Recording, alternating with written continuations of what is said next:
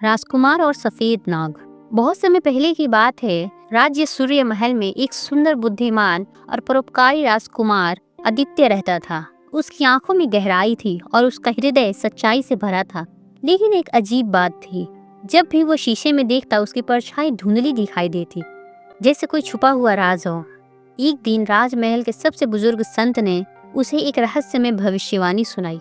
राजकुमार, तुम्हारे जीवन की परछाई अधूरी है। जब तक तुम चंद्र झील के सफेद नाग को मुक्त नहीं करोगे, तुम्हारी आत्मा भी अधूरी ही रहेगी।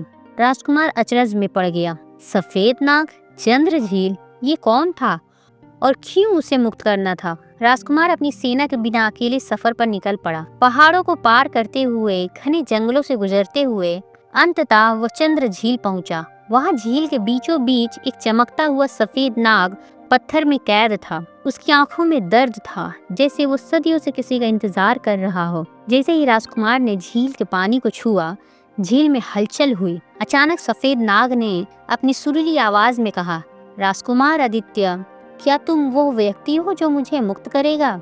लेकिन याद रहे, यदि तुम बेड़िया तोड़ोगे तो तुम्हारी आत्मा भी हमेशा के लिए कैद हो जाएगी। राजकुमार ने बिना सोचे समझे हामी भर दी। लेकिन जैसे ही उसने नाग के बेड़ियों को तोड़ा, पूरा वातावरण सुनहरा हो गया और सफेद नाग ने अपनी असली पहचान प्रकट की। वो एक शापित राजकुमारी सिया थी, जो धोखे की वजह से नाग बन गई थी। लेकिन जैसे ही राजकुमार ने उसे छुआ, नाग के श्राप का असर उस पर आ गया और वो धीरे धीरे पत्थर में बदलने लगा। राजकुमारी सिया रोने लगी। उसे एहसास हुआ कि यदि वो फिर से श्राप ले ले तो राजकुमार बच सकता है। नहीं सिया, ये मेरी परीक्षा थी और मैं इसे शहर से स्वीकार करता हूँ। लेकिन राजकुमारी ने अपने आंसुओं से झील को पवित्र किया और अपनी जीवन की आहुति देकर राजकुमार को बचा लिया। राजकुमार आदित्य जब वापस महल लौटा तो उसके अंदर कुछ बदल चुका था। वह अब और भी निडर, दयालु और बलशाली हो गया था। लेकिन उसकी आंखों में हमेशा एक गहरी उदासी रहती थी, सिया का इंतजार। और कहते हैं, हर पूर्णिमा की रात चंद्र झील में एक सफेद नाग की परछाई दिखाई देती है, जो अब भी अपने प्रिय राजकुमार की रक्षा कर रही होती है।